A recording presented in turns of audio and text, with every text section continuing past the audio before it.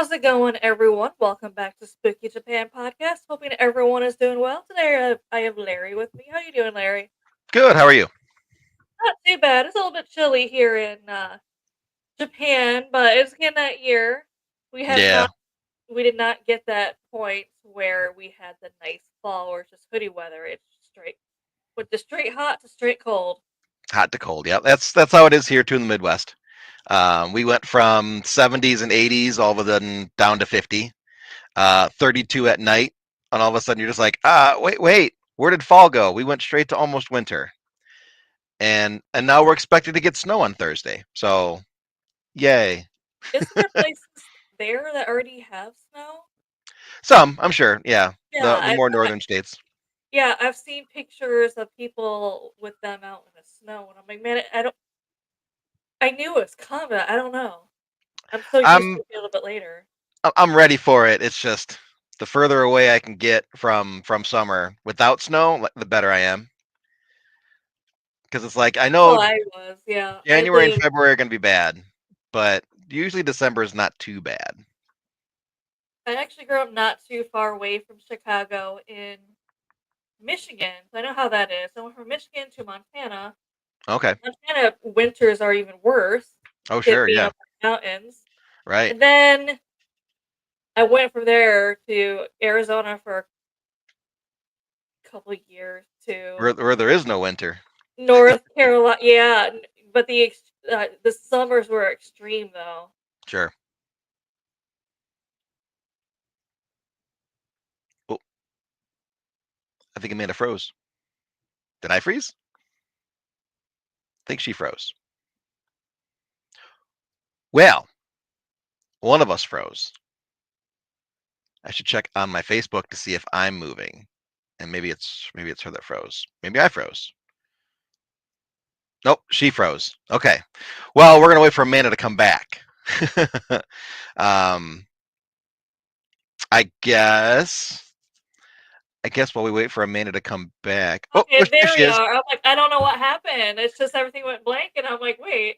Yeah, you froze up there. Yeah, luckily everything looks back to normal. I don't know what just happened. Yeah, I'm like, I freeze? No, she froze. Okay, Snow, and checking I'm it like, out. no, you love playing in snow, but if you actually lived in snow, you'd hate it. Like driving Oh in yeah, it every day, getting stuck. it's not the end of the world, but it gets old very fast. It does, yes. Very very fast. I want to ask you if you have any good ghost stories. However, if you don't mind, Hmm. I'd like to play one of ours here for you. Sure. So you can see what the kind of stories I'm used to hearing over here. Yeah, absolutely. All right, let me.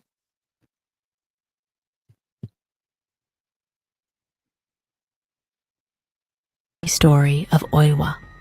The tale of Oiwa is one of Japan's most famous ghost stories and is based on true events. Oiwa was a beautiful woman who lived in the Edo period. She was married to a man named Iman, who was cruel and unfaithful. Iman wanted to marry another woman, so he plotted to get rid of Oiwa. Iman poisoned Oiwa, causing her to become disfigured and suffer greatly before she died.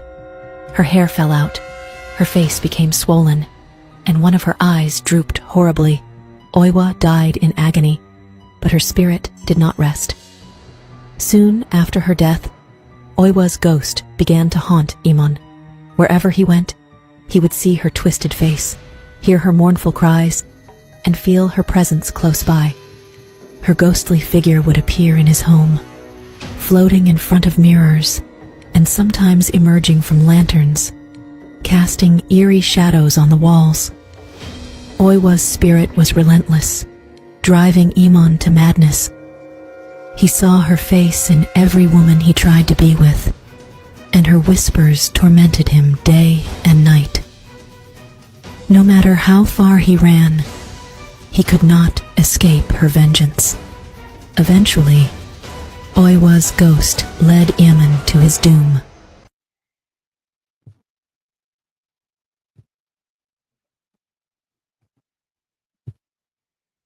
Wow, that's quite Yeah. a story. So eventually, got him, and I guess his face turns ghostly like hers. Yeah. And they say that her spirit still wanders around Japan. Really? Yeah. Now, is there any records of people encountering her? I don't know if there is. It's just one of those urban legends of Japan. But those are the kind of ghost stories over here that we're used to kind of hearing. Sure. Sure. They're not all that different from our ghost stories. That's true, Um, yeah. although a lot of ours don't really talk about disfiguration, I feel like. Um, sometimes the spirit will be disfigured, but a lot of times, they're kind of reminiscent of how they were in life. One of the Yeah. more common ones, especially in my area, but I know that they're common everywhere, is like the phantom hitchhiker. Hmm. There's a road about maybe an hour from me. Actually, there's a couple roads, but um, the one is it's called Kennedy Hill Road. It's just a road that ends on a hill, and it's called Kennedy Hill Road. But for decades, people would see this woman in a white slip or a nightgown just walking the road. But she looked just as lively as we did. You'd drive past her, like, do a double take and look back, or turn around to go and pick her up, and she'd be gone. But she would only ever appear in the wintertime, especially when it was cold and snowy. And, there was no like obvious thing that was wrong with her. Like she didn't have blood stains or disfigurement. She was just a teenage girl walking the road. Cuba Road has a similar story. There's all sorts of stories like that. But, they're never super disfigured, kind of like the spirit in that story was. So I think it's interesting. And I know you've told me other things that kind of differ for spirits in Japan. Hmm. The last time I was on the show, we talked about it a little bit. How in Japan, like if you encounter a spirit in your home, they don't care. They'll stare you down until you go away. And I think it's more of a warning when they do that of a I can enter your home at any moment, so don't cross my boundaries. And I'm like, I wasn't going to begin with. I know Yeah, better than yourself paranormal. yeah. Whereas here, spirits tend to hide more. Like they're not quite as confrontational. And really, the intention and power of the living have a lot more power over the dead. So, with a little bit of oomph in your voice, you could tell something to leave, and a lot of times it will. Whereas in Japan, they're just like, no, and then they'll turn back and watch TV again. Yeah, they're just like, no. That's No, I that's stay here now. I don't even want to talk to you. They're like, no, I just want to be in this area, but I don't want to talk to you because Yeah, they're like I guess a lot of us are just like, I don't want to talk to people, and you're people. yeah. Well, Like, that's kind of disappointing because all the animes that I've seen with ghosts and them getting stuck in walls and stuff, I was hoping to be something like that. Just to see just a ghost girl just sitting there like, I'm stuck, help. Apparently not. I don't know. I would do that. Like, I don't know how to help you. Just back up. Go forward. You're a ghost. You can go through the wall. It's okay. But What has been your scariest encounter that you've ever? hmm, I would have to say this was many, many, many years ago. My paranormal partner Dan and I were at a cemetery with another investigator, and we didn't have permission to be in the cemetery, so we just kind of hung around the fence. And he put his arms over the chain link, kind of like this. He's kind of leaning on the fence. And we're talking, and I'm looking at the other investigator because I had the camera going. And all of a sudden, you hear Dan make a whole bunch of noise. Like the chain link's going, he's going, ah, ah, ah. And I turn around, and Dan is halfway over the fence. And the only reason he got stuck on the fence was because the way that the chain link is kind of like twisted at the top. It got stuck on his jeans. So he kind of just got stuck there hanging halfway over the fence. And my first thought is, what the hell are you doing? Get down. Like, did you drop something inside? You're trying to reach something? And lo and behold, he got pulled into the cemetery. Oh So, no! we're both tall guys. I'm about 6'2". He's about the same. And a fence about this high that you could comfortably put your arms on, that would be quite the task to get up and over. And he did it just like whoop, and he got stuck. So we get him down, we're talking to him, and he holds his arms out, and on his forearms, right here and right here, there's handprints of something grabbing his arm and pulling him over.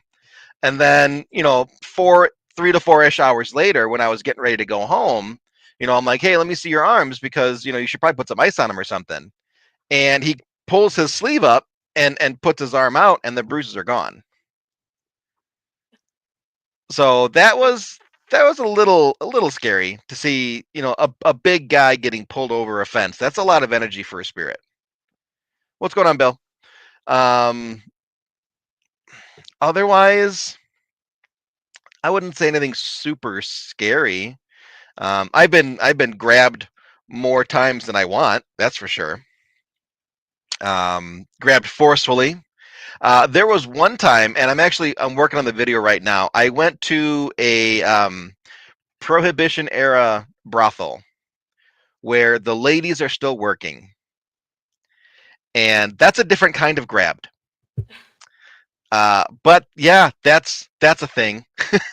Yeah, There's I've heard that a bunch happen. of video, so that's going to be a fun one to put out. But yeah, really, that's the only, I would say, scary one, is because it's like, holy crap, like you got picked up, and he's a 300-pound guy, like dude's stacked, and he got picked up. So like that was kind of intense.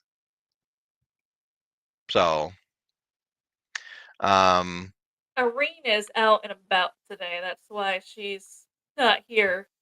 But hey she's Stacy, doing okay. I just recently talked to her. yeah, she's doing the nomad thing, doing her stuff.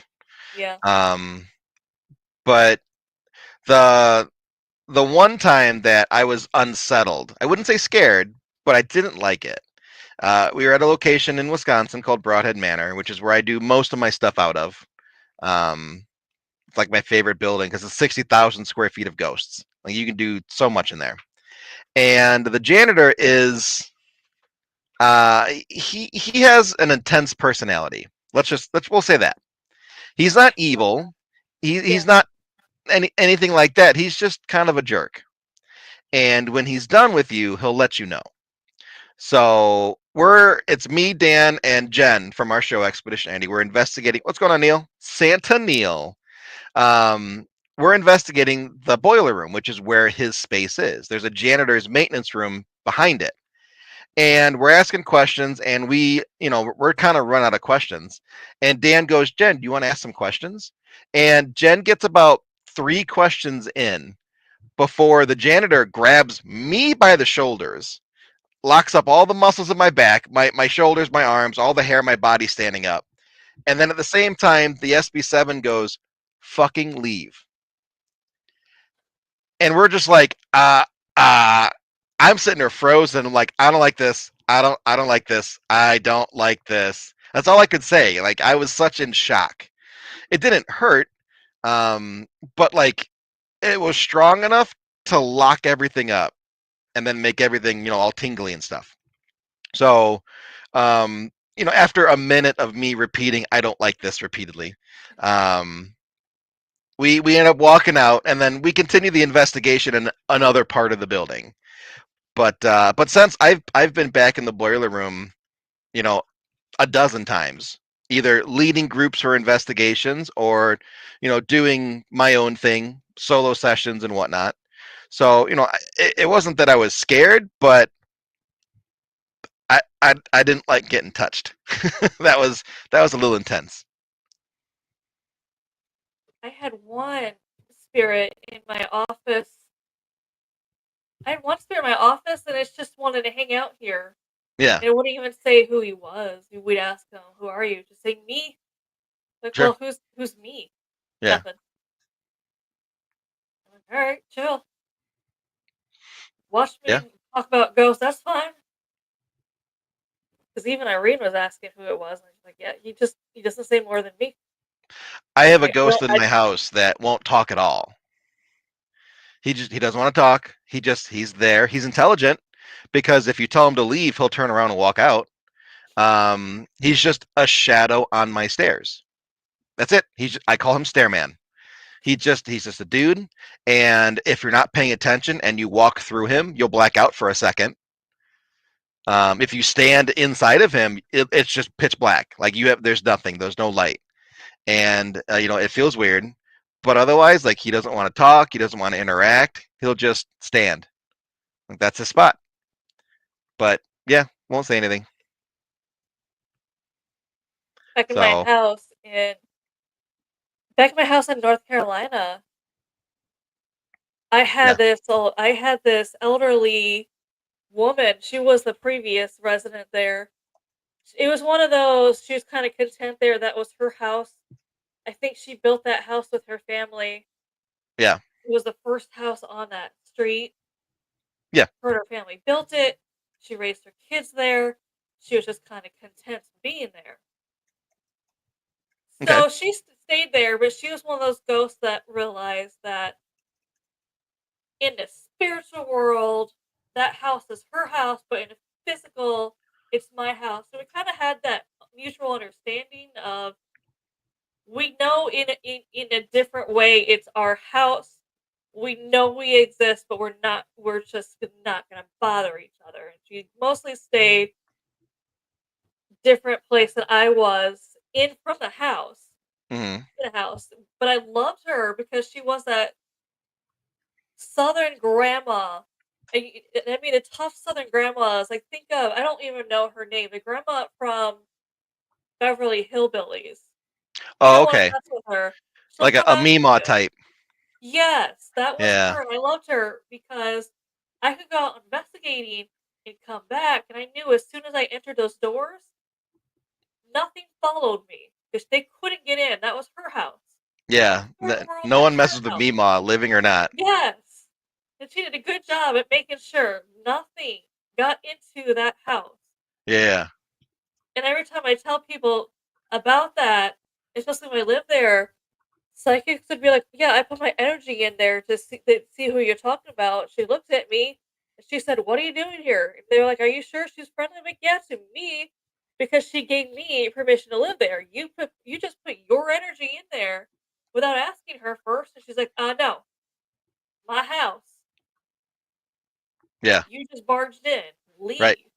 I was like, right. "Yeah, if I go in there, she's friendly. She'll like, you leave me alone. Sure, You put your sure. energy in there without asking to come to that house first." Yeah, no. There's a Totally different. location not too far from me, about an hour or so. It's called the Tinker Swiss Cottage, and it's a Swiss chalet style mansion in Rockford, Illinois. And it is, I believe, the United States largest single family owned museum, where like every artifact in the museum is like their hairbrushes, their bed sheets, like all their personal artifacts. But it's all contained within their house. So the entire family of like seven-ish spirits have crossed over and come back and now live in their house as spirits. And there's been a few times where I've heard stories of other spirits like attaching along for like a tour, Yeah. and they'll cordon that spirit off in the attic until one of their favorite psychics can come and get rid of the spirit for them.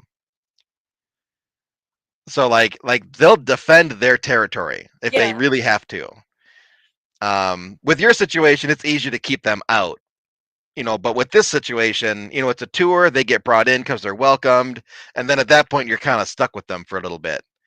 But yeah, if they don't like the vibe, nope, get out. You got to go. Hey. There you are, She's in the car. I was telling people you're out and about today. I'm like, see? Proof. She's out and about.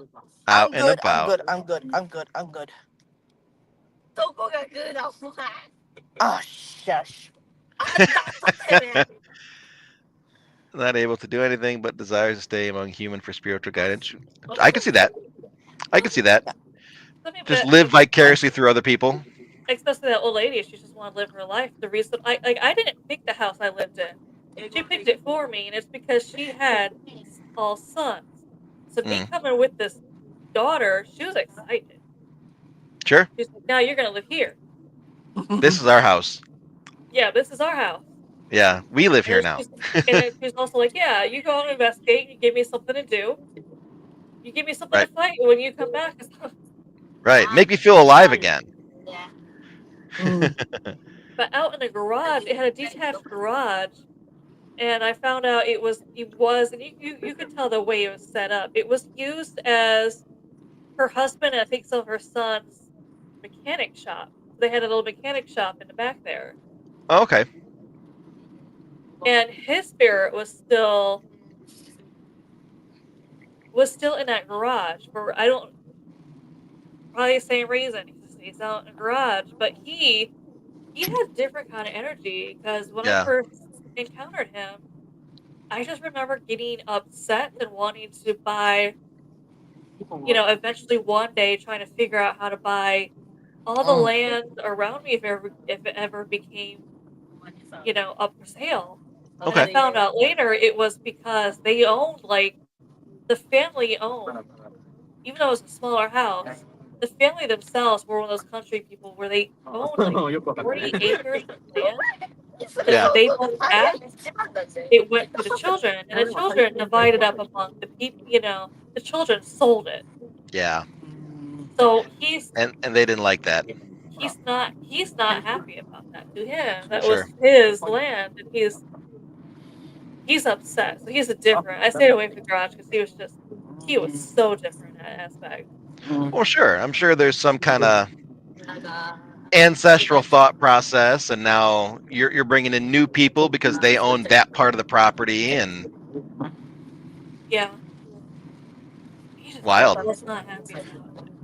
Yeah. I mean, you see similar things here where larger properties get split up, and all of a sudden, the spirits are upset because what used to be all one property is now three. So, Oh, it became a bunch of different properties, definitely, because yeah. there's a lot of houses went on sale for that. So the Okay. children definitely made a lot. I mean, 40 acres down to it was 3/4 of an acre. So he went Oh, from wow. 40 acres to 3/4 of an acre, Yeah. Yeah. basically. Yeah, he was not happy about that. Wow. But I get that. But I'm like, yeah, I'm gonna stay away from you. Yeah. Right. Right. Well, there are also spirits that I've encountered where there are men's spaces, and they don't want women in their spaces. That's like that So here, Brother yeah, Rain. that could be a thing too. That is definitely the same thing here. Irene can tell you there's places where men and women cannot walk together because out of Yeah. jealousy, Yeah. they Okay. will attack. Yeah.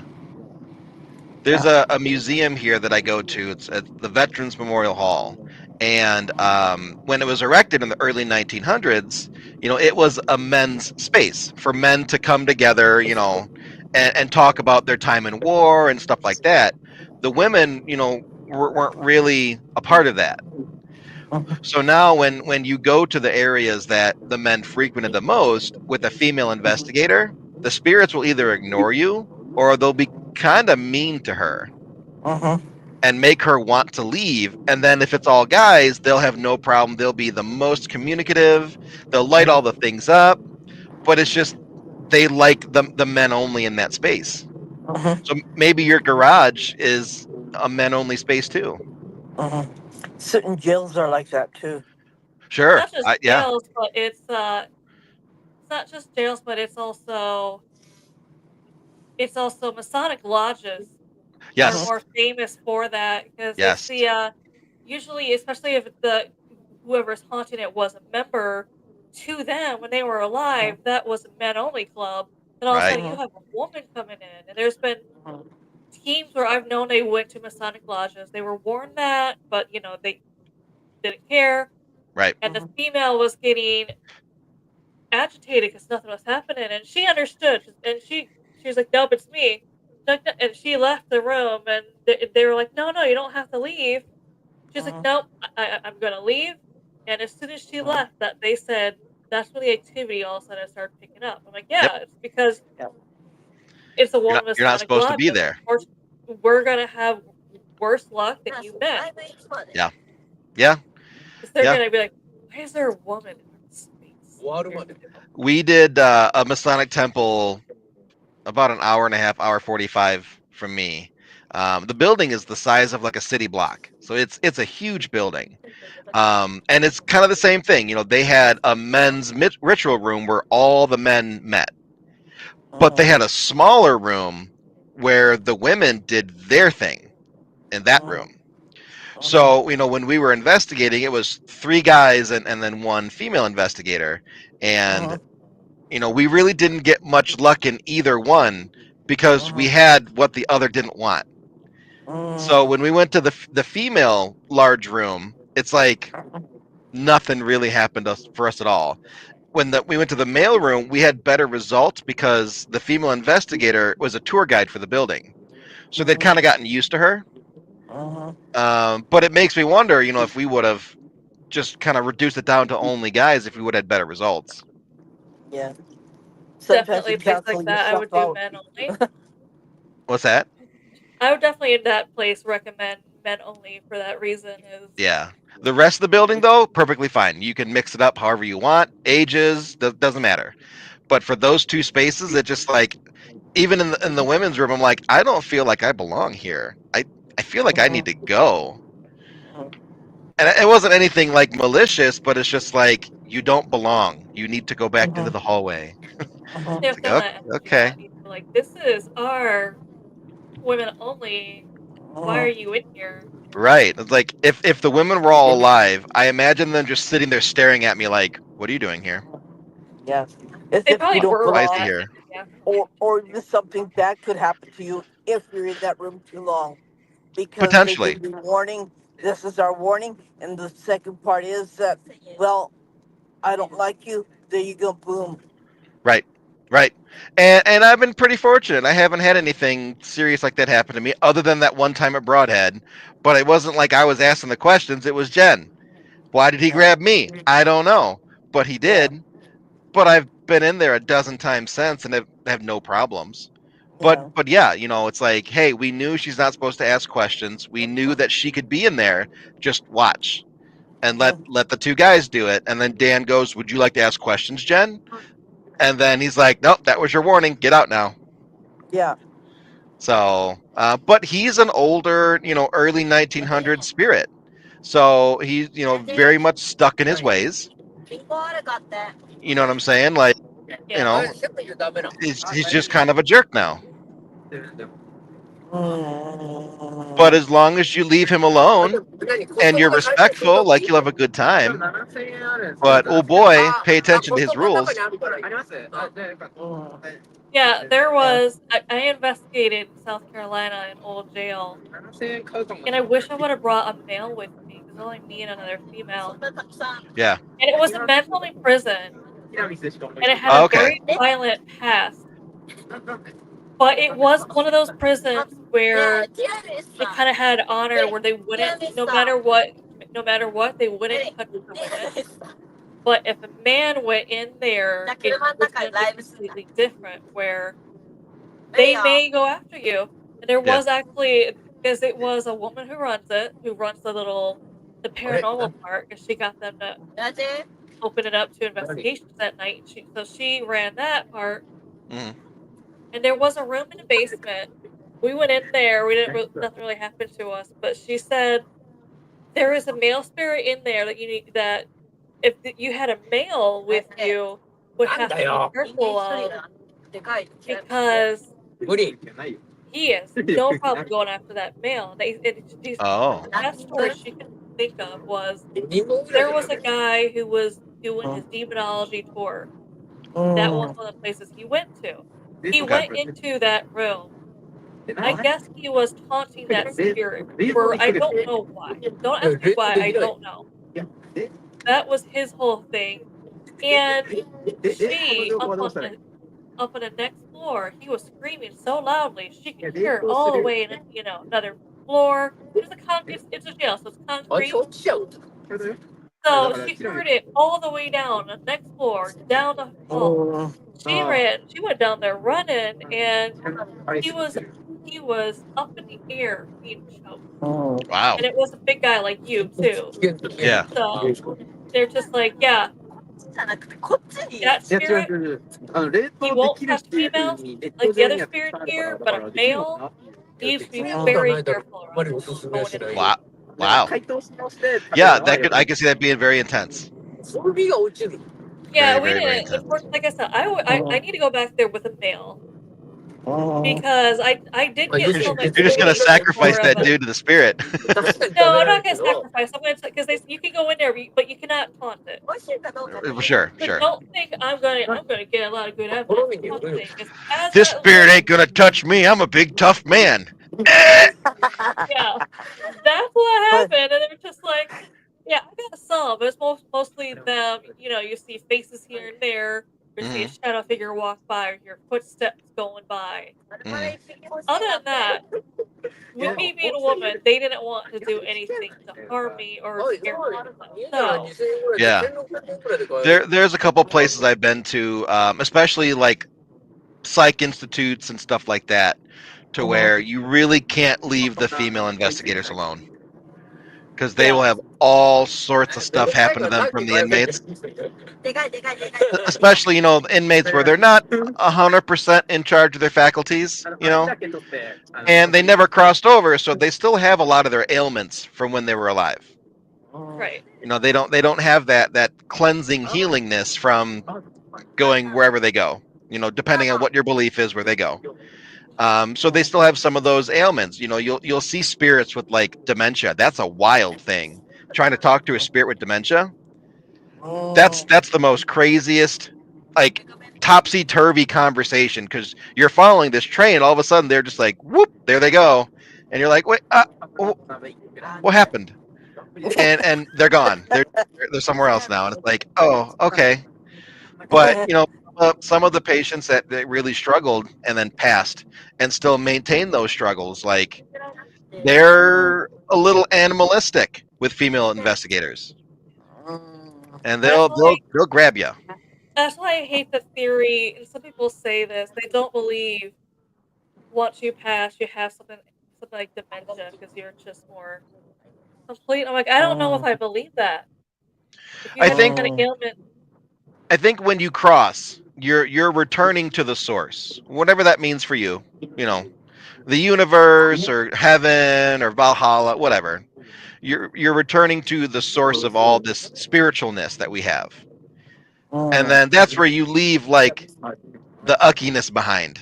You know, um, but while you're still here, if you're an earthbound spirit, you either refused or weren't able to cross over. I've encountered spirits where they had condition that historically they had when they were alive, and it's kind of wild to think about that. yeah. Irene, what is the Buddhist version of heaven and hell? Well, it's kind of different. Well, it's like what everyone else is like. It's just going to heaven is different. Okay. Going to heaven is different. Going to heaven is like you're walking on across the river and these rocks, and it's a long path to go to heaven. That's what it is like. Okay. That's why when the person died, you always give them a zip of water so they don't get thirsty while they're walking to heaven. Oh, that's interesting. It's like a path because they all go to Yeah. when they go to heaven. Yeah. I feel like there's a little bit of similarity with the ancient Greek culture. Mm, mm, Coins over the eyes to pay the toll, and then you weigh your deeds in life, kind of trials and tribulations through the journey of crossing over. And after 100 days, you become a god. I'll take that. I'll take that. I Mm-hmm. know Yeah.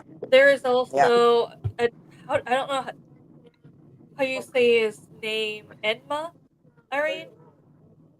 Hmm? Say it again. He is over here the Japanese version of he is the I, I guess caretaker of hell. Enma. Emma. Yeah, he's That's what you the say. base. Yeah. He lives in hell, but he decides your fate, and he is also the Okay. person. He is also the person who is in charge of everyone's punishment. Mm-hmm. But the Yeah. Hmm. weird thing is, even though he's in hell and he decides your fate, everyone, he's big and scary looking. He is actually personality wise the exact opposite, where he doesn't want people there if he does not have to No. sentence people to there. Yeah. Yeah. And he will Yeah. actually, if he sees that you're supposed to be going to hell, he Mm-hmm. will he will basically give you a, not a trial, Mm-mm. a test. He will Yeah. test Yeah. you to see if you can pass, and he hopes that you pass so he can advance you to heaven. So you're Uh-huh. not Right. down there getting punished by him Yeah. and his guardians down there. Yeah. You become somebody else's problem. Yeah. Yeah.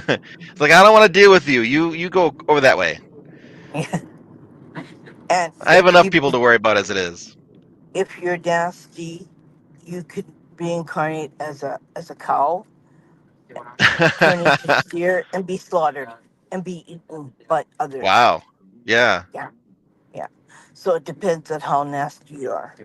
Or you Wow. could be uh you see, you could be walking in the realm that you never go to heaven. Okay. Like yeah, like what we call dark spirits Yeah. or shadow figure, yeah. Yeah. Yeah. Huh. They could be either or, right? Interesting. Yeah. Yes, we see a lot of shadow figures Unless getting you figured out. forgive them. Yeah. If they are forgiven, they can't cross over. But until you forgive them, they'll never cross over. Oh wow. Hmm. Yeah. And then does that reflect in your spirit interactions there? So like, do you have these spirits who are constantly like asking for forgiveness, Yeah. knowing that that's the only way they can get across? Yeah. Wow. One day I'm going to go to There's Japan. One day. there's some there's some that you could never forgive, right? And Sure. they'll never Sure. cross over. Yeah. Yeah. They'll spend eternity walking as a um like Walking Dead. Yeah. Yeah. Yeah. Yeah. Hmm. So that's what happens here. Hmm. It's a really strict way of thinking about it, right? And it's kind of like unforgiving. Hmm. Yeah, it's either or. They pick your choice, multiple choice, right? Hmm. Yeah, but you know, if you think about it, it's not that bad when you think about it, right? Well, that person doesn't deserve to go to heaven, so that person can be living like their realm of hell, right? Mhm. Sure. Sure. There are a lot of light workers that also are of the opinion that by maintaining that grudge, it also weighs you down too. Mm-hmm. So a lot of people, are looking for forgiveness for themselves to release them from the burden they're carrying Yeah. by forcing the burden on someone else. You know, Mm-hmm. I wonder if that has an effect as well. Here That in too. Japan, they have a it starts with an I. I forgot the name of this ghost, Okay. but they have a ghost where they say they call it the ghost of a living person. They Oh. say it's actually a ghost of a living person, and it's not to them. It's not a mimic. It's not anything else. They say it's a ghost of a living person. How that came about is it's basically think of like as a poltergeist in a house where your energy, especially if there's a lot of fighting in that house, so they say even with a lot of teenagers being emotional, Hmm. might Mm-hmm. create that energy for a poltergeist. They say the same thing can happen if you hold a grudge against someone. Hmm. Like if Mm-hmm. my grudge was so high against you, Yeah. as an example, it can create its own energy and spirit and go after that person. Mm-hmm. Yeah. So the only difference here would be the going after the person part. Mhm. Yeah. But a lot of people that I work with, they call that an emotional imprint. What's going on, James? Mhm. And it basically creates a residual spirit. Yeah. Where the one example I have is we investigated a bar, and this guy just had the worst luck. Lost his job. His wife left him. His kids wanted nothing to do with him. So what did he do? He sat in the bar, the same stool, the same time every night, just pounding drinks, just getting drunk, obliterated. And after a couple of years of doing this, eventually he got a new job, got a new wife, made up with his kids, and he stopped drinking and he moved away. Well, over the years of depositing all these negative emotions into the bar stool, the bar, who knows, something in that area, um, he deposited a residual spirit into that spot to where now, even though he's still alive, and the bar owner could contact him and be like, "Hey, how are you?" and he'd answer the phone. You could still see him sitting at the bar drinking. He doesn't interact with you. He just sits there and just drinks and watches TV, whether the TV's on or not. He'll just look up at the TV. And he created his own residual spirit through an emotional imprint. Mhm. Yeah, So, and that's that was wild. But yeah, it's a living spirit technically. mhm. Which is crazy. Yeah. Yeah, because we're all taught like, oh, you have to die, and then either you're a ghost or you're a spirit. That's the only way it happens. Well, not necessarily. Yeah. There's That's there's what a I lot of always tell ways. people here. There is a belief that there could be ghosts of living people. Sure, Mhm. sure. Well, and then we have negative energy manifestations, which I'm sure you guys have a lot of different things that qualify as that. What's going on, Nate? There was one case we did where this woman, when she was younger, had some really traumatic things happen to her. Really traumatic things, and she just bottled it up and internalized it for like 20 years. And then all of a sudden, something in her house kept attacking her husband. Mhm. They had just moved in together. They had just gotten married, and about a month later, all of a sudden, things are moving in the house. He's feeling oppressed. He's seeing shadows, and they're all targeting him. Once we talked to her, and then cleansed the space, cleansed her, cleansed him, it still kept happening. So a medium friend of mine said, I want you to go and seek therapy. Go for a couple weeks. Talk about things that you've been suppressing and you don't want to tell anybody Mhm. about, and then report back to us. And then about a Yeah. month and a half later, whatever that was gone. Yeah. And the medium said that it was something that she was repressing so much and Mhm. depositing all these negative feelings and emotions into herself that it took on a life of its own, and What then you it was are, what you basically feeding create. off of her.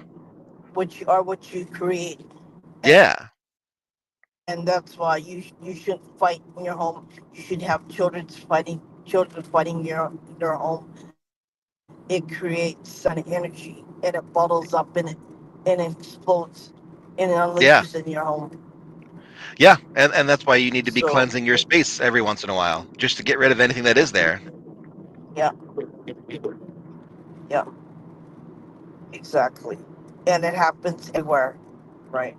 Yeah, yeah, yeah. It doesn't matter. Yeah. It's definitely not like a single culture. That's worldwide. Annie. Yep. So yeah, I like comparing things that I experience here to things that you guys have, and to realize it's really Yeah. not all that different. We don't really have a And way if you here live in a haunted to. house, if you live in a haunted house, it's worse because Oh sure, There's it not really a way times here three, right? to. There's not really a way here to cleanse a house like we would. You no, can, No. no, sage would do absolutely nothing here because it's not a oh belief here. And I basically compare it to if you saw me at your house and I was like burning dandelions, and right. Mm, well, to them that's the same thing because it's not a belief. There's not really a way to cleanse the house. Unfortunately, if it's haunted, it's haunted. What There's about nothing you can really. incense?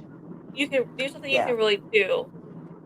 The one Yeah. thing that's kind of refreshing in Japan to me is that we don't have anything over here. We don't have people over here or anything equivalent to a demonologist. Oh, No. you're better off. Yeah, I mean, there's so many people who throw that word around, and I'm I, not I trying have to. I have friends that have been doing it for decades, and I get it. You're educated, you're learned, sure. Yes, But then I know people that read a book and now they're a yes, demonologist, and I'm like, are you? or How no, many demons have you tussled with? How many there is Yeah. jerks have you tussled with that you said were demons? Yeah. there is like online courses you can take that give you a certificate at the end saying the Yep, same thing, but yep, it doesn't even scratch the surface to anything you actually need to know. It's basically paranormal 101. It's stuff right, I already knew because I took a course just because I kept making fun of it. Yeah, I was like, you know what? Just so I can actually say I did it, so I know what I'm talking about, I'm going to take one of those courses, and I did. And it's stuff I already knew basically as a paranormal investigator, and I'm like, this is not even close to yeah. the stuff you need to know for Yeah. demons. Yeah. So I'm There are like, people that have a lot of experience that go to these conferences and do these one-on-one talks, Mhm. and they're free as long as you're going to the conference, of course. But they're free, and you'll learn so much more from these people having investigated for 25 years Yeah. than to pay the whatever fee to get an online certificate. yeah. Yeah.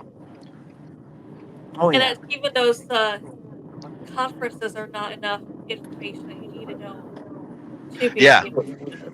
well, yeah, because half the time you're lucky to get 50 minutes to talk at a conference, Yeah, True. and for a one-on-one, 50 minutes is not enough time. No. You're scratching the surface of everything, not really getting deep into anything.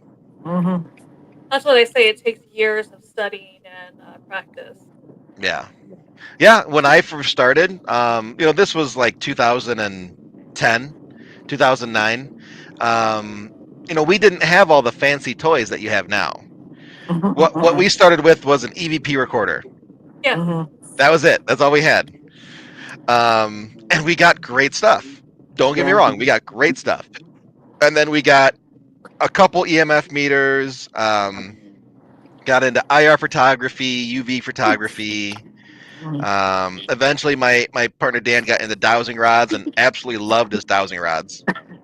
Mhm. And then now, spirit boxes and all that stuff. But back then it was just an Olympus recorder. That's all we had. And And a 35 millimeter camera with a good telephoto lens. That's all you need, actually. so when I started in 2009ish, it was mini DVs, Mhm. Yeah. the little mini digital video cassettes. Yeah. And I probably have a box of 100 of those somewhere around here. Mhm. All original videos that we just recorded on. And Mhm. we kept filming and recording, but it was Mhm. really hard to get a DV downloader to convert it to digital. Yeah. So we just kept storing tapes for forever, and then Mhm. eventually got a downloader, but didn't get through them all, and Mhm. it was a mess. but but yeah, like that was all we had back then, Mhm. and you still got amazing things. But today you've got SLS cameras and REM Yeah. pods and all these crazy devices. You got I all feel these like I toys, had right? better.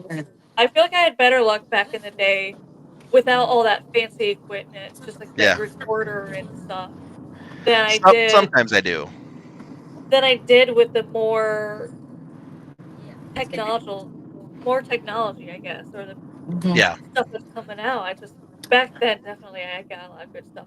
It's one of those things where they say what's your biggest regret in paranormal, and it could be missing videos and stuff. Like, yeah, that's what happened to me, especially when we didn't really have like the laptops, or well, we did have laptops, but we didn't really have things saved like we used to, or it was saved, but it might have been like in a different computer or that right. computer got lost. So I'm like, man, stuff went Yep.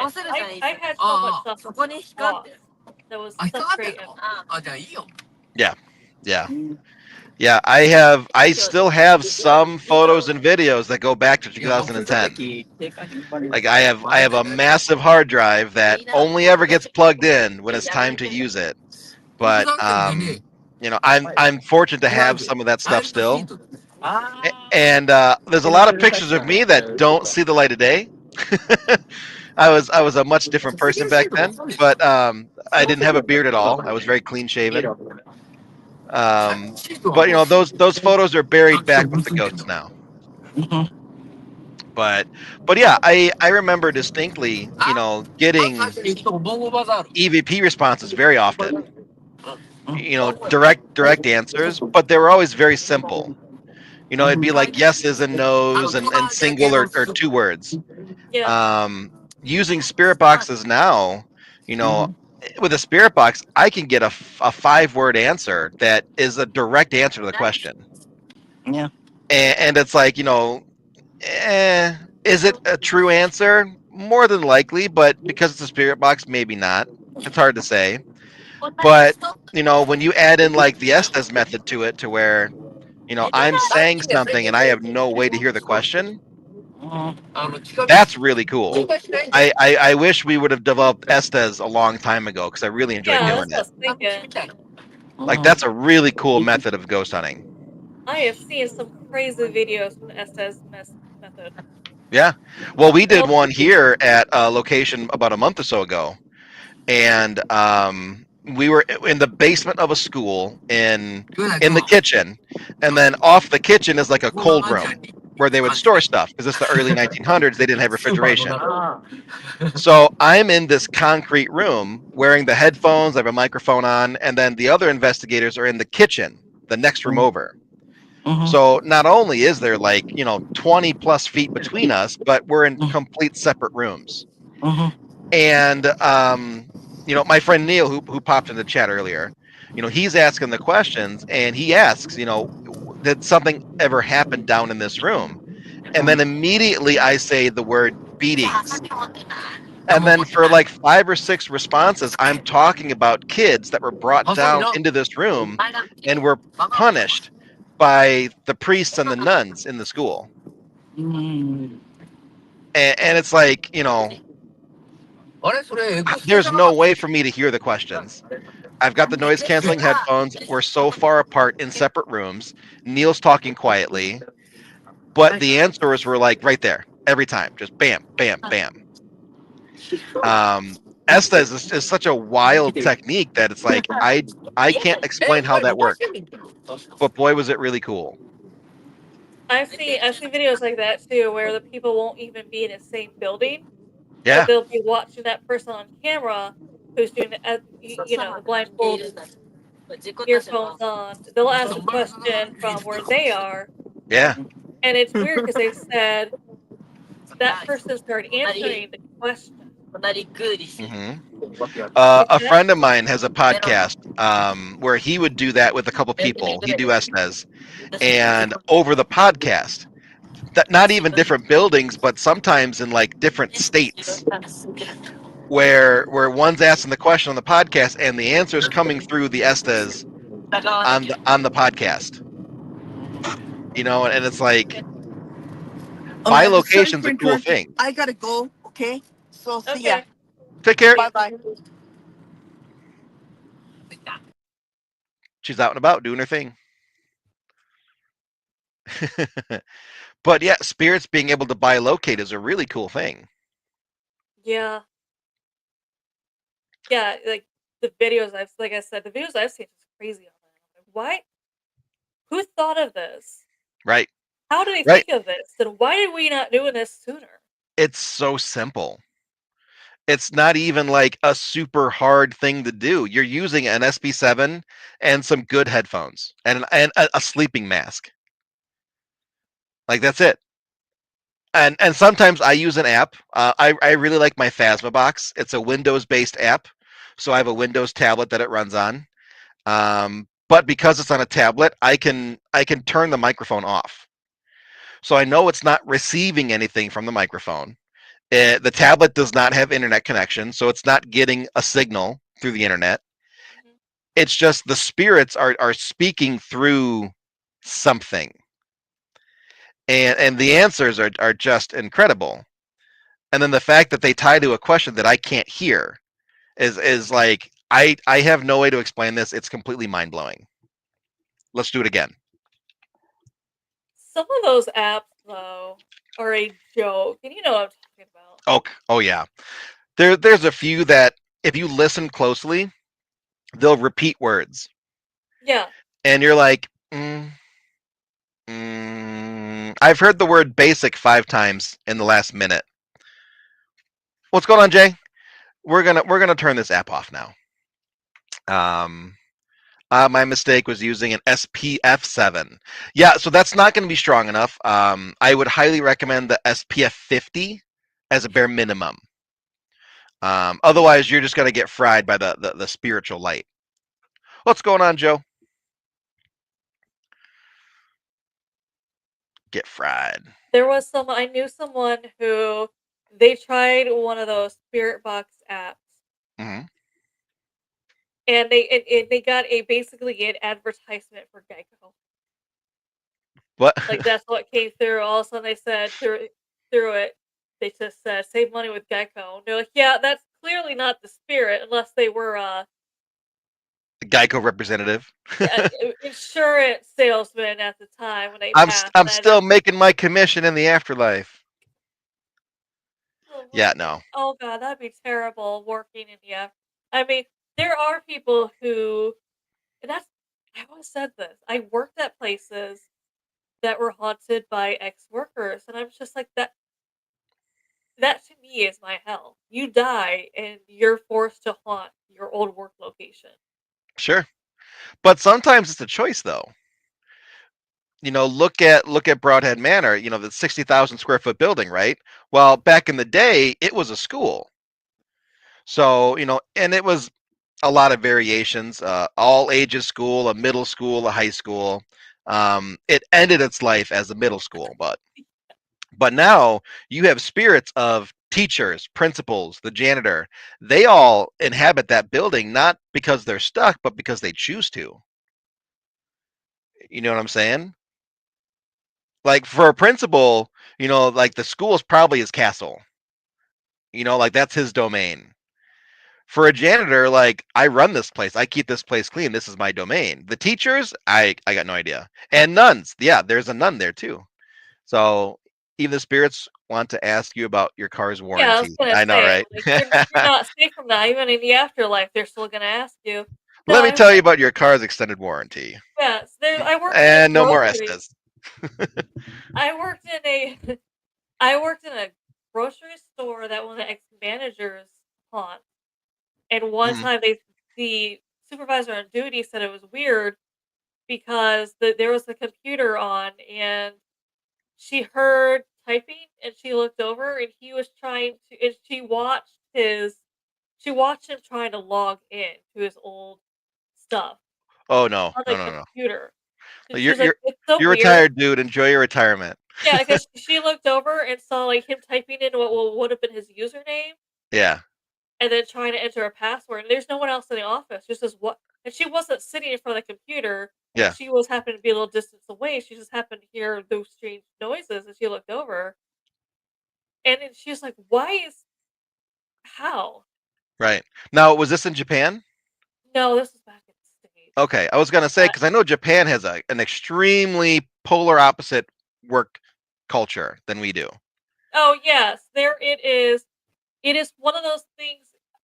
I don't even know how they get this work culture, but basically, no one wants to arrive late.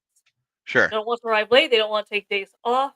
right, They'd rather do the overtime. right. And then I've heard Every stories of people literally working themselves to death. So, and then presumably they're going to keep working in death. Janitor's the only one you can't dock 32. Well, the principals also don't like that.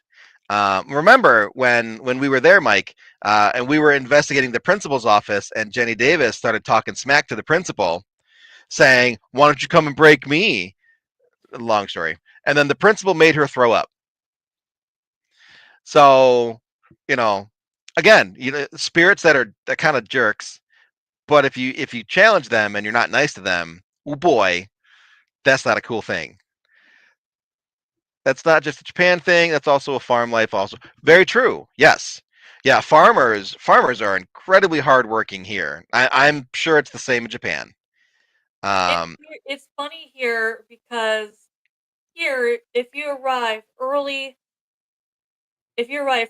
you park in the back. Like they start parking the back and it starts going from back oh, to front.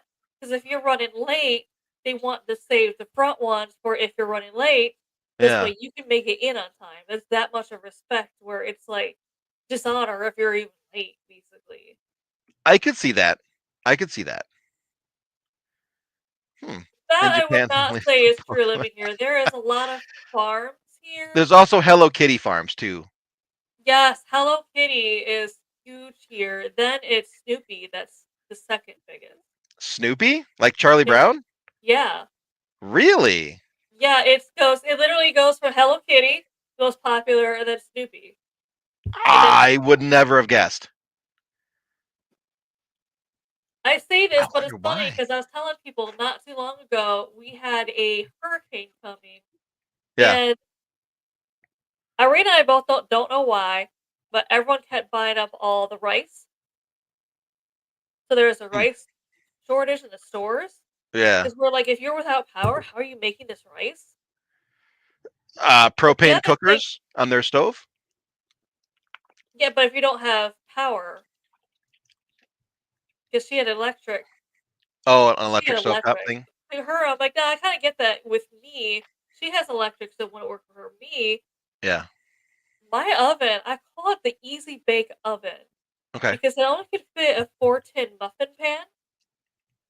That's how big it is, and it runs on a D battery. What? So I'm like, I technically could be using my stove.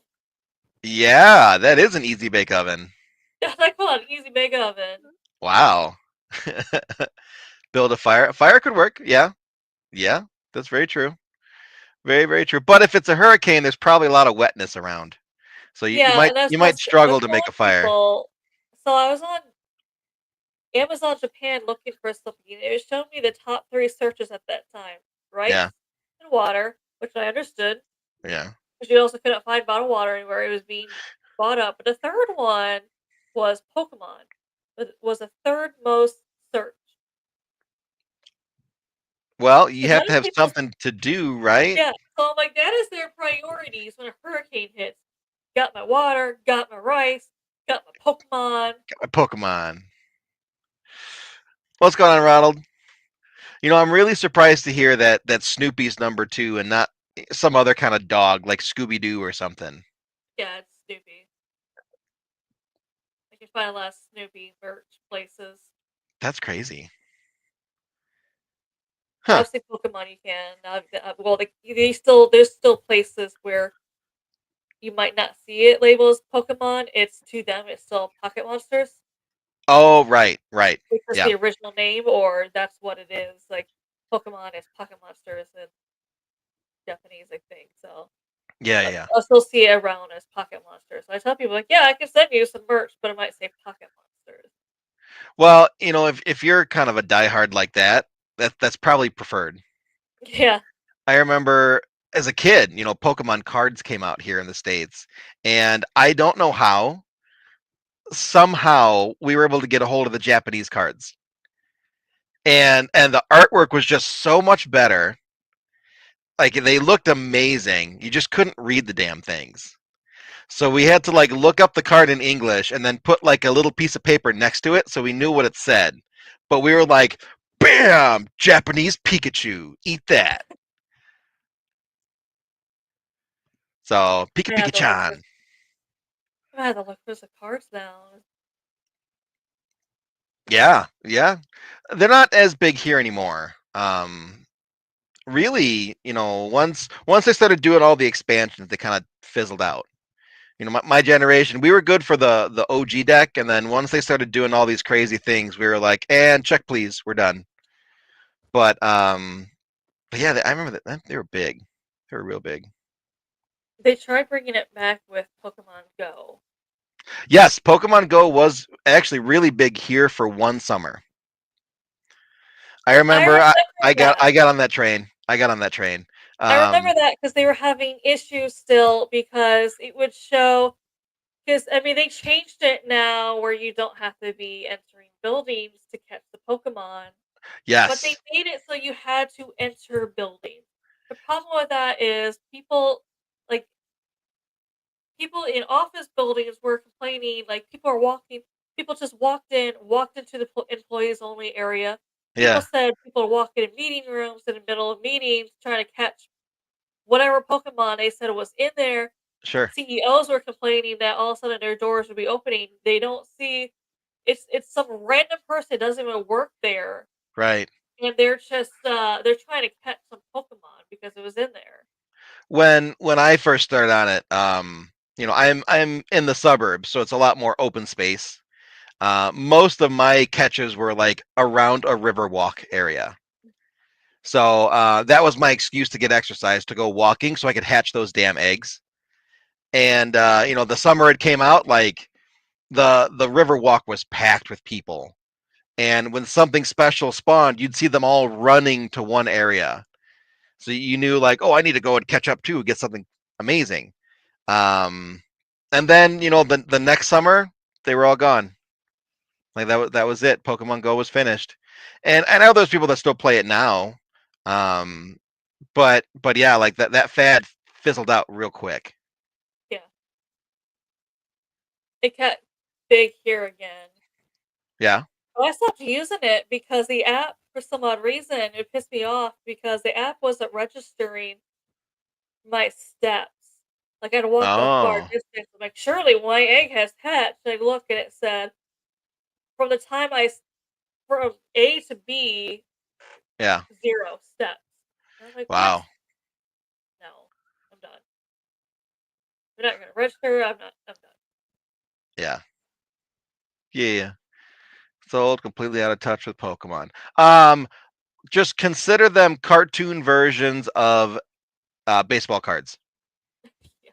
It's the same obsession, but baseball cards are typically worth more. Um, but they're also more strict on the grading. Like it's 1 degree off from prime color. You lose $100. Crazy, crazy. I That'd be hard to be an expert. I don't even know how people become an expert in that though. Just You just because. got to be obsessed about it. Kind of like with all things. I'm nowhere near an expert, but I gave up my Pokemon card collection, and now I collect projectors and film cameras.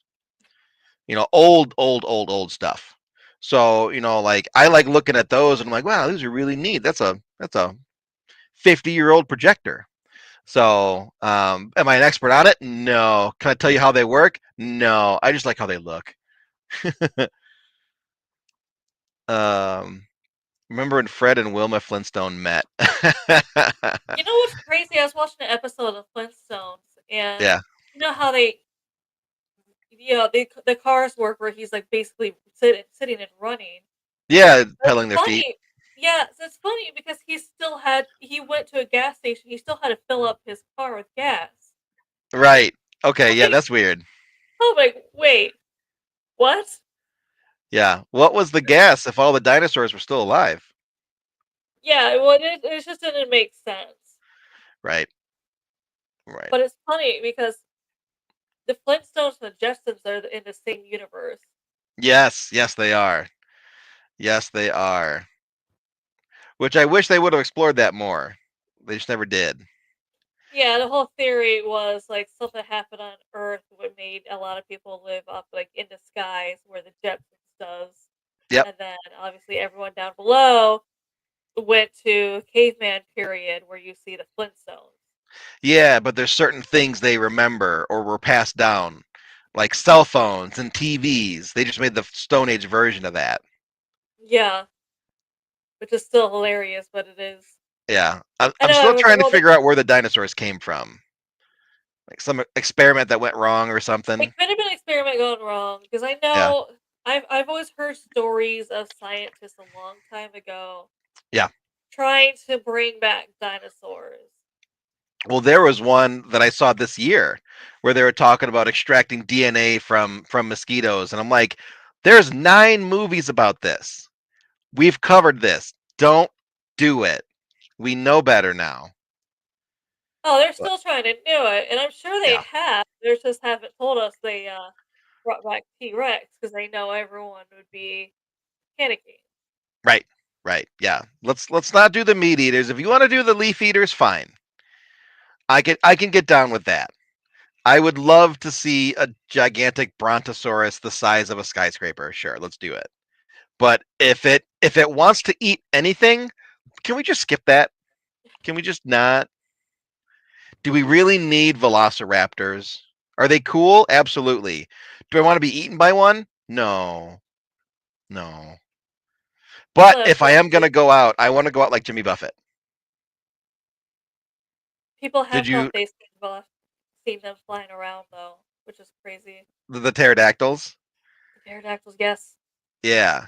In Jurassic World, there's a cameo of Jimmy Buffett because the restaurant at Jurassic World is Jimmy Buffett's restaurant. And he's fleeing from the dinosaurs that have just kind of broken into the area, and he's running with two margaritas, like sipping his margaritas, like he's running with two of them. Like that's a very Jimmy Buffett thing to do. That's hilarious. It wasn't even scripted, but he's like, "Yeah, I'm not wasting these." Like nope, I'm taking these with me. So, um, but yeah, but that would be the way that I'd go out. Like, let me have these two margaritas, let me drink them, and then you can kill me. Which is I smart remember my first because T-Rex ride to school. that's how you know your little part's not getting edited out. Oh, absolutely, absolutely. Yeah, you have to make something worth keeping. Like, yeah, you're gonna do it right, just like Jimmy Buffett did. And it's such a quick thing. Like, it's just a quick shot of a man running with margaritas. You don't even realize it's him until you're told it's him. And then all of a sudden, now it's a really cool story. Like Jimmy Buffett at Margaritaville on Jurassic World, running with two margaritas. Have you seen the Avengers movies? Oh yeah, oh yeah. Yeah, so the theory is because everyone is just like at the very and anyone out there watching this, you should have seen this by now, obviously with You better have Endgame. seen this by Everyone now. says you have to put out spoiler even though it's really old. But the end Well, I of think we're well Endgame, past spoilers at this point. yes, and I'm just like, why? You know how old that movie is? Especially when you say Sixth Sense, and people are just like, you didn't say spoiler alert. I'm like, you know how old Sixth Sense is? If you need a spoiler alert for Sixth Sense, it's time for you to get off the internet. Yeah, You need to but go you know watch how the the end movies.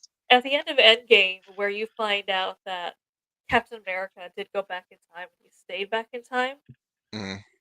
People are just like, well, how come he didn't warn people? Like, if he knew what was going to happen, Mm-hmm. why did he not do anything? And it's funny because they actually answered this. Yeah, You know how Stan Lee had all his cameos? yeah. If he did not pass away, you would have seen when it went to Steve. old man Captain America, it Yeah, was going to be him. And I we're I could going to totally see find that. out that all his cameos was actually Captain America watching everything go down, Yeah, keep an eye on everything. yeah, yeah, yeah. Obviously, he wasn't going to change anything because he knew what happened had to happen. That's why he wasn't going to go back and change anything. Sure. Because if you change to something, it's still something else is going to happen. So Right. Well, that and if you want a more canonical answer, anything that he would have changed would have got snipped by the TVA anyway. So he anything he would have changed would have been set back, and it would have outed him as being a time traveler. yeah, So in order for him to get back to that time, everything had to go off the exact way that it did. Otherwise, he might not have ever made that. And then you yeah, get and that that's why whole people are time skip saying. paradox. Yeah, that's why I was like, he wasn't gonna change anything, but he did keep an eye on everyone and everything, and that's why he happened to be at the right place at the right time, and that was Right, Stan Lee. That was him. That's supposed to be Stan Lee as old Captain America. It's just kind of right.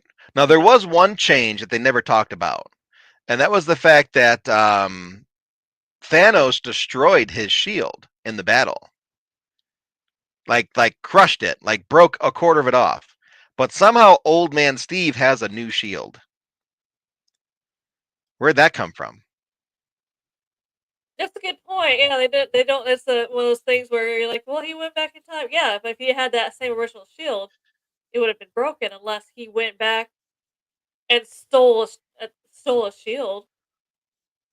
Right, right.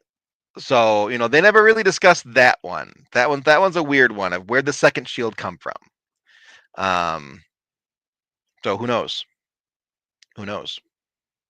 I think you have Robert Downey Jr. coming back as Doctor Doom. Doctor Doom. Yep.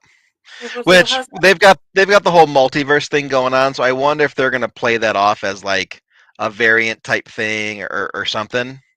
That's what some people's theory is. Obviously, it's not gonna be out for a while, but everyone's just like there is part of the comic book where he did become something happened in Mhm. another universe that he became Doctor Doom. So you Yeah, might there's see there's it might that, and then there's Superior Iron Man, there who was like an he evil might not Iron be Man. Iron Man. He just might be he turns into Doctor Doom in another universe with different Yeah, technology. yeah. Yeah. What has been your favorite piece of equipment to use in investigation? If I had to say, it's the Estes. I dig the whole Estes process. It sucks that I can't do it by myself. I have to have somebody with me that knows how to structure questions and chain them together so that you get responses that are all tied together in the same conversation. But give me my tablet with my Phasma box or an SB7 and my little egg that has my headphones and my eye mask in it, and I'm set. I'm good to go. Yeah, sometimes you don't need that advanced equipment. I know someone was teasing and they said that they were going to use baby monitors on investigation. I'm like, no, for real. That I've had experience with baby monitors where they did pick up paranormal. Sure. Yeah. Yeah. There's definitely a way to do that for sure. It's not just a Um, way to do that. When my daughter was born, we're staying with her grandparents at the time, mm, and the baby monitor. We didn't have the video one. We had the the audio. sound one. Yeah. Where she would cry at night, and then I'd hear a lady in there comforting her.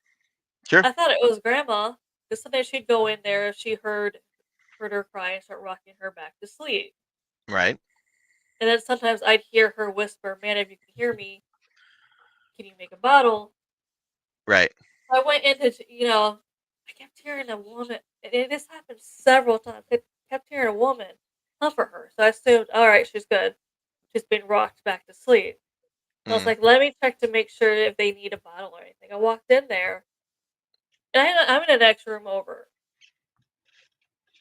I'd go in there from literally hearing a woman, and I could still hear this woman as I walk up to the bedroom comforting her. But as soon as I opened the door, there's no one in there with her. yeah. Yeah. Yeah. Well, I mean, it's a common movie trope, right? Where the voices over the baby monitors. You have to imagine that came from somewhere. So it happens.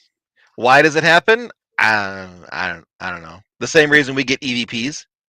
It's just instead of a recording, we're listening to it live. Yeah. But for some reason, it's never happened to me, but I've had people use baby monitors in investigations, and they're loud and they're clear. Yeah, it was loud and it was clear. I Yeah, seriously thought that her grandmother was in the room rocking her because it was right, that clear. right. Then I walk in and there's absolutely no one, and she's in her crib, and I'm like, I literally just heard this one. Yeah, And it kept happening more and more. I'm like, all right, my baby monitor can pick up things. yeah, yeah. Absolutely, absolutely. Like people joke about baby monitors, like, yeah, don't joke. That could actually work. Well, and you got people that are like, "Oh, well, we use baby powder and put it on the floor." Okay, if you want to clean it up, go right ahead. Yeah, I was gonna say, please clean it up before you leave, because Right. I'd be so mad if I owned a haunted location, walked in, there's baby powder all over the place. Yes, and there've been locations that I've been to where people have done something like that, or they put like sea salt on the thresholds, and it's like, don't do that. Like that could really ruin something. You could ruin the floors. Like don't be pouring stuff onto people's places. And if you are, make sure they're okay with it and then clean it up. I hate it when people do that though. Yeah. I'm like, this is the reason why some places have closed. They just got tired of some investigators. I say some Yeah. because not obviously not all of us are that way, but there are Right. some that just book a location, disrespect the rules, make a mess, and Yeah. leave. And Well, I'm like, they'll see a why? location, they'll be like, "Oh, this is kind of abandoned, so it must not be a big deal." It's well, even if you even the places that you book locations for, Yeah. and other people book locations, like, so you think because you rented the time, you could just make a mess, and it's their job to clean it up? Mhm. Mhm. No, Yeah. Yeah. this is why they close doors. They just get sick of people. Well, and it's hard to pinpoint exactly who's doing it, but I may or may not have noticed that it's the younger investigators over the older ones. But I've also seen some older investigators do some wild things too. So, Yeah, it's like it's hard for me to say that, but it's one of those things where people forget that owners do remember at oh least the yeah, group, at least the group who was there, and this and is owners why I talk got too. very picky on who I investigated with, just Hmm. because if people don't realize this, if you go with the group, even though you're behaving, you're following all the rules, they don't. You're still not welcome back because to the owner, you're part of that group who had issues. You're a You can part of say, that "But I group. didn't do it." Yep. Yep. Yep. That's yeah. I do a lot of events and whatnot. And I make it very well known I'm a paranormal nomad, which is what my friend Nikki calls me. I just do my own thing and I'll jump along with somebody else, but that's about it. Like I don't have anything super set like team wise. But in that regard, like I get invitations to investigations all the time. And if I really don't know you, I'm busy because I don't know your style. I don't know who you work Yeah, with. I don't know your reputation really. Whereas, some of my friends I've known for years, they're like, hey, I got a spot. You want it? Yeah, I'm there. Absolutely. So, I get it. And not only that, but you piss off one location. Well, location owners talk to each other. that's what I told people. I'm like, you don't realize that they do talk. They do know each other. They do Oh talk, yeah. and they do Especially if they're say, within a few hours of each other. Because like a lot of the buildings by me are in the abandoned state. They're rough, they're workable, but they're really rough. So what'll happen is, one will be like, oh my god, I got a leak in the roof, how do I fix this? Oh, why don't you go ahead and talk to this person because they had a leak in their roof and they can tell you how they fix theirs. And all of a sudden now you've got all these locations talking to each other, and then some jerk comes through and says, yeah, he was taunting my spirits and I had to kick him out. Oh, what's his name? All right, he's on my blacklist now too. yeah, You're done. You I've just seen you that just happen. burned numerous locations. I've seen groups banned from multiple locations based off of one incident in one location, and it was one of the rules was we don't allow seances here. Sure. And the owner walked in on a seance, and he's like, "Y'all leave." Yep. I literally said this is one of my rules, and you Yep. thought because I wasn't looking that you're gonna no. Yep. And all of a sudden, they were trying to book other locations, and all the other locations around them Yep. were saying no. It's like, Nope. no, we heard you're disrespecting rules. We don't want that. Nope. Nope. We don't want that at our place. A lot of places I know they don't want Ouija boards. Even though the Ouija board itself is just a tool, it's not inherently evil. Just like a knife isn't inherently evil; it's a tool. But if I go to stab somebody with it, well, now it's a weapon. Yeah, If you go and use a Ouija board and you do it wrong, and something happens as a result of that, well, it's a tool, but you used it incorrectly, and now it's a problem. So I know a lot of places where they're just like, yeah, no Ouija's, not at all. If you use a Ouija, you're out. And you'd be surprised how many people try to sneak one in, thinking that no yeah, one's going to notice. And it's I've seen like, that happen. There are a million ways to investigate. You don't need a Ouija board. A million ways. Like this one tool, just don't bother. Use something else. You want to use a Ouija board? Go to the cemetery and use it there. No one can Yeah, stop you. I've been in locations where I walked in and they had to get so strict on it that it's one of those rules that they literally printed out, stuck it on the entrance Yep. and the inside also, because they're just like, this way, you can't claim that you just kind of, because even Yep. they'll physically tell you, but this way you can't be like, oh, I forgot, because they can be like, it's Oh, written I right didn't there, know. Yeah. Yeah. it's right here. Yep. Yep. Yep. Yep. Yep. Yep. You put I, in, they put in writing, so like also when they see it, like, yeah, you saw in writing, yeah. you Yeah. gotta go. Yeah. I gotta wrap this show up. It's been about an All hour right. and a Well, thank half. you so much for joining us today. Oh, I had a great time. Thank you so much for having We'll me. have to have you on for another one. Sure. No problem. No problem. All right. And everyone else, thank you so much for joining us. See you next time. Bye for now. Take care.